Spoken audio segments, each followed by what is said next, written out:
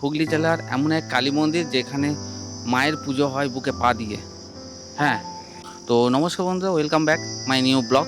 So guys, আজকে আমি চলে এসেছি আরামবাগ রতনপুর মা কালীর মন্দির। অলরেডি আমি এই নিয়ে আগেও একটা পুরোনো একটা ভিডিও আছে। তবে হ্যাঁ, যে এই মন্দিরে মায়ের বুকে পা দিয়ে পুজো হয়, তো বর্তমানে দেখবো আমি যে এই মন্দিরে কি সত্যি মায়ের বুকে পা দিয়ে এখনও কি পুজো হয়, না বর্তমানে কিছু চেঞ্জ হয়েছে। কারণ যেহেতু এর আগে যিনি প্রধান পুরোহিত ছিলেন কালীশঙ্কর, উনি পরলোক গমন করেছেন। তবে বর্তমানে পুজোটা কী হবে সেটা আমরা এখন দেখব। তো চলো সেই মন্দিরটা তোমাদের একটু দেখিয়ে দিই।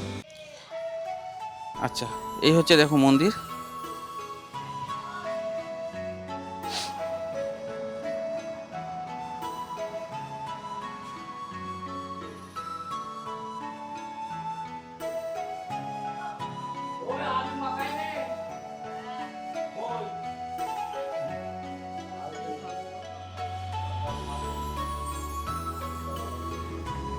আচ্ছা, মন্দিরে ঢোকার সাথে সাথে এখানে একটা দেখো বোর্ড টাঙানো আছে। আচ্ছা, মন্দিরে যেই প্রধান পুরোহিতের কথা বলছিলাম, ইনি হচ্ছে সেই প্রধান পুরোহিত এই মন্দিরের, যার ছবি এখানে দেখতে পাচ্ছ তোমরা। আর আপাতত এই মন্দির নিয়ে অনেক ভিডিও সোশ্যাল মিডিয়া বা ইলেকট্রনিক্স মিডিয়ায় ছড়িয়ে আছে, তোমরা হয়তো দেখেওছো। তো চলো তোমাদের কিছু আমি এখানে একটা বোর্ড আছে, কিছু এখানে পত্রিকার কিছু অংশ এখানে তুলে ধরেছে, সেগুলো তোমাদের একটু দেখিয়ে দিই। এক বিভিন্ন খবর কাগজে যে এই মন্দির সম্বন্ধে বিভিন্ন তথ্য যে তুলে ধরা হয়েছে, সেগুলো এখানে বোর্ডের মাধ্যমে দেওয়া হয়েছে, যাতে এখানকার দর্শনার্থী আসুক তারা যাতে দেখতে পারে। তো যাই হোক,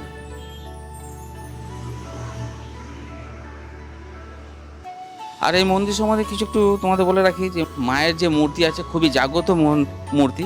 আর বলতে পারো যে এখানকার আশেপাশে প্রচুর মানুষ, গ্রামের যে মানুষ আছে এখানে আসেন এই মন্দিরে। তার সাথে সাথে তার সাথে প্রচুর ভক্ত এখানে তাদের মনস্কামনাও পুরো হয় শুনেছি। তো চলো এখানকার বর্তমান যিনি পুরোহিত আছে ওনার সঙ্গেও কথা বলবো। আপাতত চলো মায়ের মন্দিরে ভেতরে যাই আর দর্শন করি।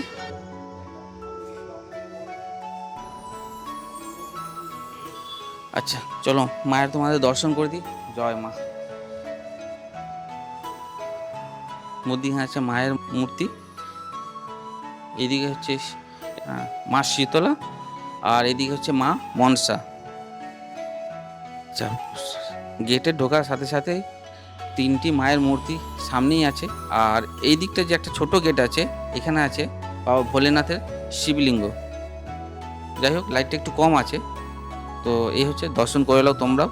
আচ্ছা, যেমন কি বললাম যে এই মন্দিরে বর্তমান যিনি পুরোহিত ওনার সঙ্গে কথা বলবো, আর ওনার কাছ থেকে জানার চেষ্টা করব যে এই মন্দিরে কি আগের মতনই সেই বুকে পা দিয়ে যে পুজোর যে নীতি বা নিয়ম চালু আছে সেটা কি এখনো হয় কি না। আচ্ছা, আপনার নামটা? সুশান্ত মল্লিক। সুশান্ত মল্লিক।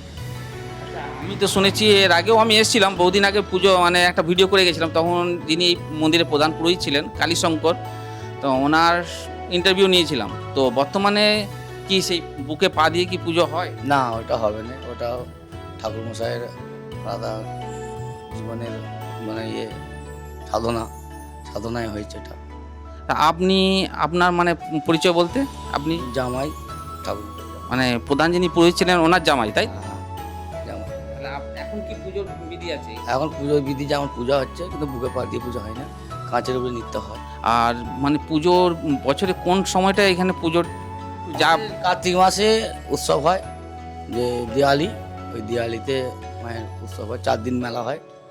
আচ্ছা, যদি এখানে মন্দিরে যদি পুজো দিতে আসে, অনেক তো দর্শনার্থী আসেন, তা কোন সময় এলে আপনাদের এখানে পুজো? 12টা থেকে পুজো হয়, বেলা 12টা। প্রতিদিন? প্রতিদিন নিত্য সেবা 12টা থেকে, শনিবার মঙ্গলবার 12টা থেকে পুজো হয়। আচ্ছা, আপনাদের এখানে আসতে হলে কীভাবে আসবেন? এখানে আরামবাগ থেকে 24 নম্বর রুট, আরামবাগ বন্দর, হাওড়া থেকে বন্দর, হাওড়া বন্দর, তারকেশ্বর বন্দর। হ্যাঁ, ট্রেনে আসলে হাওড়া থেকে আরামবাগে ট্রেনে নেমে আরামবাগে টোটো ধরে আরামবাগ বাস স্ট্যান্ডে আসলে 24 নম্বর রুট যাবে, রতনপুর কালী মন্দির বললেই বলে দেবে। আচ্ছা, যেমন কি তোমরা শুনলে যে এর আগে যেভাবে মানে বিধিনিষেধ বা নিয়ম ছিল বুকে পা দিয়ে মায়ের পুজো দেওয়ার, সেটা নেই এখন বর্তমানে। তবে এখন এই যিনি প্রধান পুরোহিত ছিলেন ওনারই জামাই এই মন্দিরে পুজো করেন। আচ্ছা, এটা হচ্ছে মন্দিরের বাইরে, আর এইটা হচ্ছে মানে যিনি প্রধান পুরোহিত ঠিক মন্দিরের পাশেই আছে। এই হচ্ছে মন্দিরের পাশে আছে ওনাদের ঘর। আচ্ছা, এইটা হচ্ছে ওনাদের ঘর। তোমরা যদি আসো বা মন্দিরে যদি কাউকে না দেখতে পারো, পাশেই তাদের বাড়ি আছে, বাড়িতে এসেও কথা বলতে পারো। তোমাদের মন্দিরের সম্বন্ধে যা কিছু জানার আছে বা যদি মন্দিরে পুজো দিতে যাও এখানে এসেও কথা বলতে পারো। এই হচ্ছে ওনাদের বাড়ি।